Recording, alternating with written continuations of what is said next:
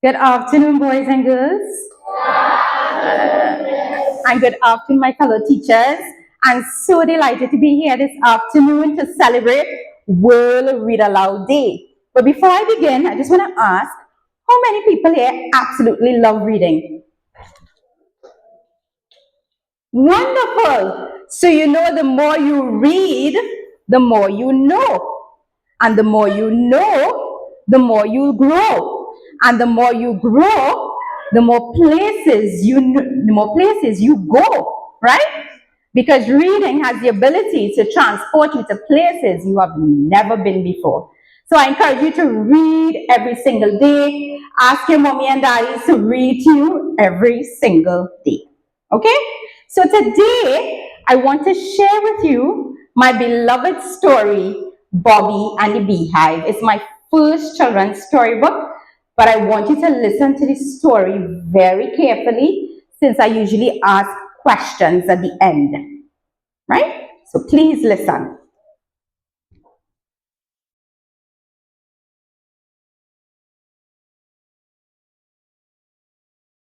Let's begin. So this story is entitled Bobby and the Beehive.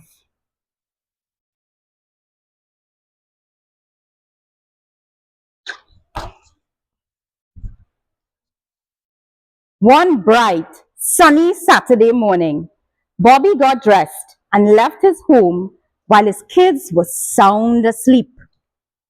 Bobby was a tall, slim man who loved nature. Driving in his old blue car, Bobby heard the birds singing beautifully and the Cora River flowing. Upon his arrival at the beehive, Bobby put on his protective gear before approaching his beehive. He wore a white hat with a folding round veil made of nylon over his head. He also wore a pair of khaki pants and a light colored long sleeve shirt so as to prevent bee stings. Bobby also reached for his pair of gloves in his backpack in the trunk of his blue car and put them on to protect his hands. After Bobby put on his protective gear, he walked closer to the beehive. He tried his best to stay calm since he didn't want to wake up the bees. He quickly noticed that the worker bees made several honeycombs onto the frames of the beehive. When he took out the frames, a few bees quickly landed on his gloves. Bobby walked quietly back to his car and stayed calm until all the bees flew off.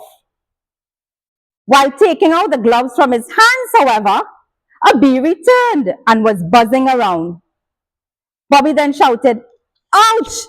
I think I got a bee sting." Bees usually make the combs from wax, which is produced from special parts of their bodies. Bobby was very happy to return home with the honeycombs from the frames and emptied out all into a stainless steel bucket. Upon Bobby's arrival at his home, his two children, Amanda and Kenny, greeted him at the door. His daughter Amanda smiled and said, "Daddy, do you need any help?"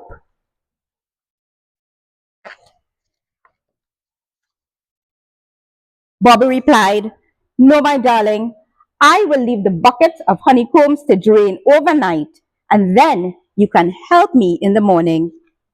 Right now, my right hand is swollen since I got a bee sting." "Sorry to hear that, Daddy," Amanda answered. "What are you going to do to get the swelling down?" "I will just put some honey on the area where I got the bee sting and then cover it with a loose bandage for about 1 hour." Bobby replied. Bobby then called out to his son Kenny and asked him to cover the bee sting with a loose bandage. It was getting rather late, so Bobby told Kenny and Amanda, It's time to go to bed, guys. See you in the morning. Kenny and Amanda kissed Bobby and said, "Good night, Daddy. See you in the morning." The next day, Bobby rushed over to the bucket and soon realized that the honey drained out of the honeycombs. He quickly put a large stainless steel pot to boil and emptied the contents of the bucket with the honey in the boiling pot. He kept stirring the pot every 5 minutes until the honey was rich and tasty. When the honey was nice and cool, Bobby used a strainer to pour the honey into another bowl. A funnel was then placed on the top of each bottle so the honey could be emptied from the bowl.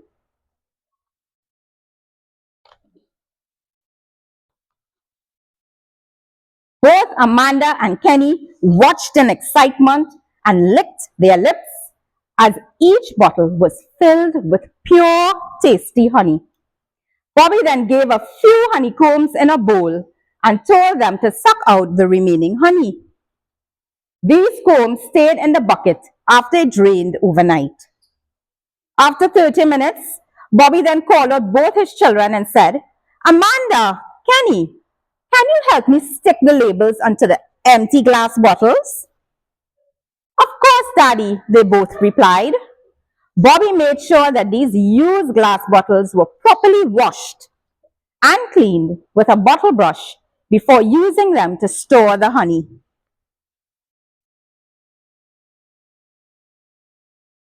One by one, Amanda and Kenny pulled out the labels gently from the card and then placed them onto the glass bottles.